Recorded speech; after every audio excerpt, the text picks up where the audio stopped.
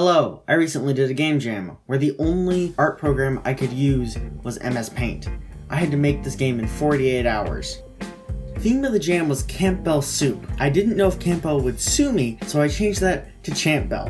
I thought I would make a stealth game where you get past guards and cameras with only a soup can to knock them out. To actually make it a stealth game and make it a bit more difficult, I decided that you can only have one can and you have to throw it and then go pick it up to throw it again. The first topic is the guard's AI. The guard can either be walking or idling. Both of those states, it's looking for the player. If it does detect the player, that means the player either touched the guard or its flashlight beam, and then it will trigger a game over. If the guard is in its walking state, it's still looking for the player, but it will also move from side to side until it hits a wall, at which point it will turn and continue the other direction. In its idling state, it'll look for the player, but it will simply just not move. The next thing on my list was art. The problem with making a game in MS Paint is that there's no transparency, so all assets either have to make up an entire square or have their backgrounds removed in the engine. I decided to use a shader to get this done in my game. Basically what it does is it searches for the color black and removes it. In hindsight, I should have used a different color like pink. Being able to use black would have been helpful.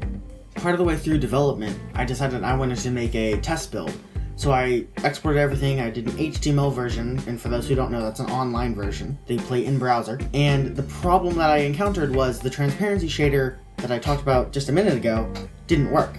So there was just big black boxes around each and every sprite. For now I had to scrap it, and the problem with that is no one's gonna download your game, especially in a game jam, because what if it's a virus? So playing it in a browser would make it much easier. But I just had to scrap it because I didn't have time. I had about 2 hours before the jam ended. For this jam, I decided to do something different. I decided I wanted to make my own music. I do play an instrument, but I have never composed anything that's good. I have played around with the software, but I've never actually done anything. I kind of just added things until I thought it sounded nice. I ended up with a retro style with a kind of action-y tone. I think it turned out pretty fine.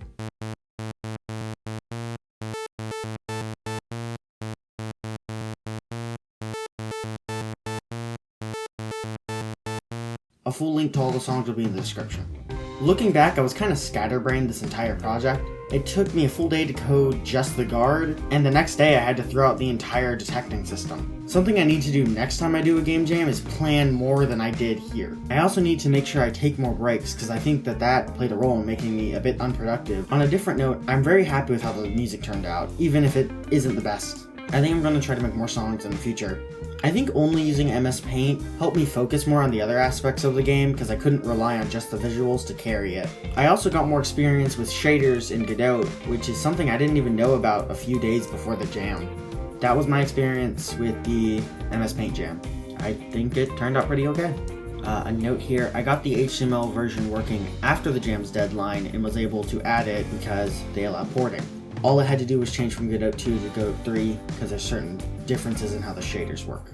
A link to the game will be in the description. If you're wondering why I use all these little cut-ins with a different mic, it's because I sound like an idiot half the time.